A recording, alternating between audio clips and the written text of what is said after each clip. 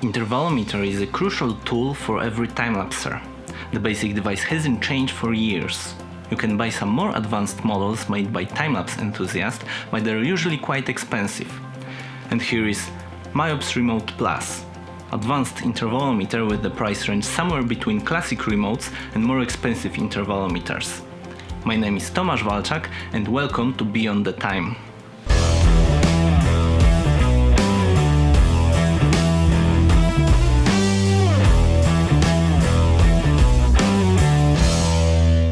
Intervalometer is a tool that lets you trigger your camera with desired time between pictures. So you set the interval for, let's say, 3 seconds, set the number of pictures, and the device takes the pictures for you. One every 3 seconds. There's no need to touch the camera, which could destroy your time-lapse shot. Intervalometer can be built in your camera, however it depends on your camera brand. For example, in Panasonic it works very well, in Sony not that much. After I moved to Sony I had to buy an external intervalometer. Usually intervalometers looks like this. A camera remote with a small screen and a few buttons. It's connected to the camera with the cable. Usually it's problematic to place the intervalometer during a time-lapse shot. As it doesn't have any mount, it just swings on the cable. MIOPS Remote PLUS has a completely different idea for that. First of all, the device itself is very small, with a cool LED light, and it has a cold shoe mount. This solves one of the biggest flaws of the remotes we're using usually, where to put it during the shot. It also has a tripod mount, so two most useful ways of mounting such a thing near your camera. As you can see, there is no screen on the device itself. That's because you control it with your smartphone. It has a Bluetooth connection and you control it with MIOPS mobile app. Advantages of this solution: the device itself attached to the camera is very small and you can control it entirely remotely. I mean, in the classic intervalometer you're still connected to the camera with the cable, so if you drag your remote for any reason, you can move the camera. Here you put the values in your phone and you don't have to be very close to the camera.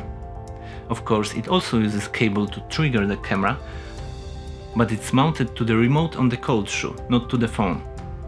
The cable in the device is replaceable. When you buy it, you choose which cable for which camera you need.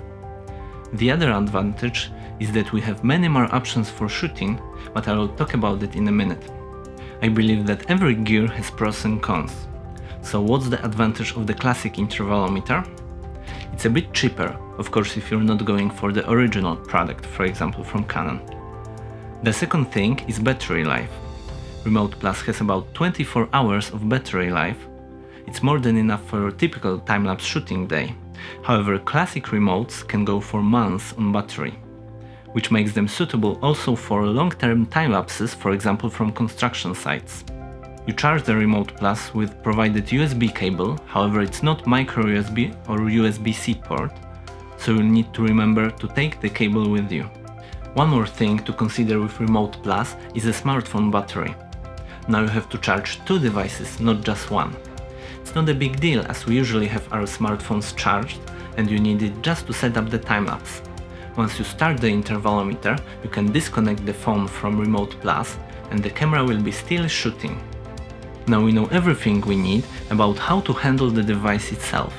Let's jump into the mobile app and see everything we have there. And there is a lot of options.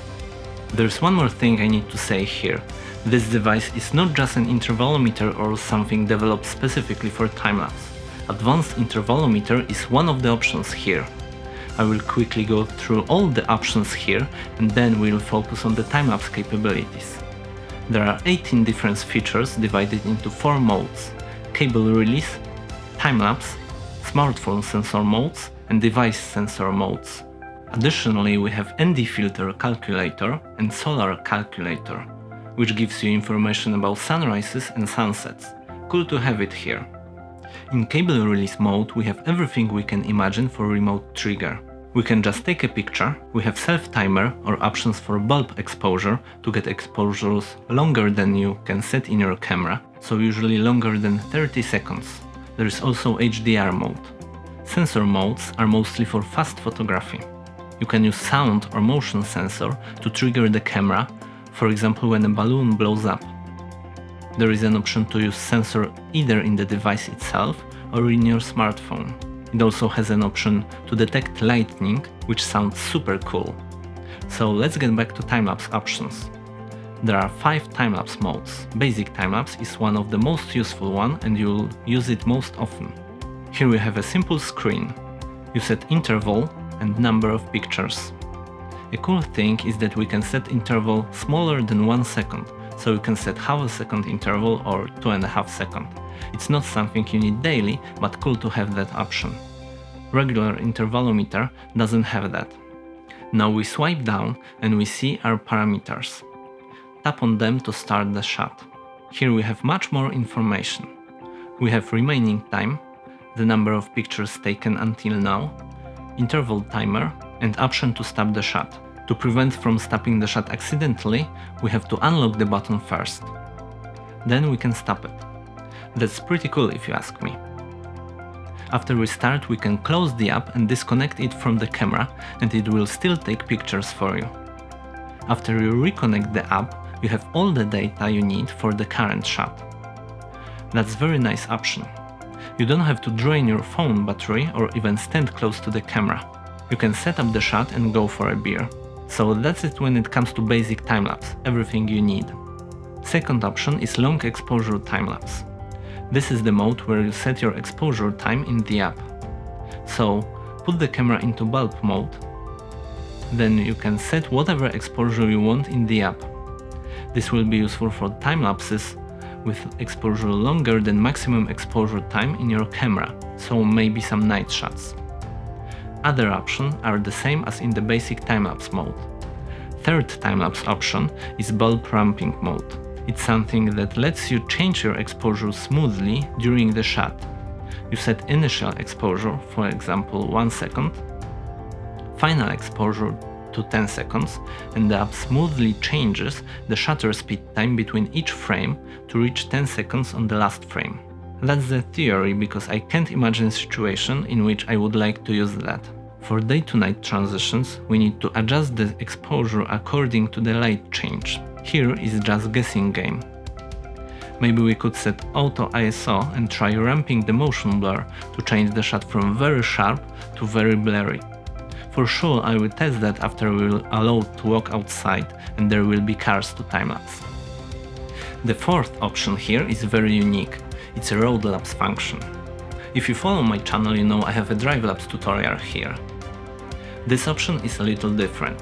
It uses your phone GPS to trigger the photo after the distance you set in the app. So for example you set 20 meters and the app takes photo every 20 meters you drive. I was wondering how it works and I had to try that. Probably there will be bigger difference for a longer highway ride, not just a quick ride around the city. However, the biggest difference I noticed is that the app doesn't take pictures when you stop. So every traffic lights or traffic jam will be captured totally different than with normal interval mode. That's pretty cool, as I usually deleting those pictures in post anyway. Now I have less pictures to edit, so I save time. The last option is HDR timelapse. HDR timelapses are not very popular these days as cameras have very good dynamic range. However, if you want, or if you have worse camera, you can use it. After setup, the remote takes 3, 5 or 7 pictures for each video frame that you will have in your final timelapse. Each picture has different exposure. You combine them in post to get ultra dynamic range images. Personally, I'm not a fan of HDR timelapses, however it's good to have it here. So here it is, an innovative advanced intervalometer. Personally, I love the form of this device. I hate that classic intervalometers don't have a cold shoe mount. I tape them to the tripod or hang on the cable. Basically, mounting them is a nightmare comparing to this one. Probably using a smartphone to set it up won't be nice for everyone, however I use smartphone to set up my SIRP motion control gear or gimbal, so I'm pretty used to it.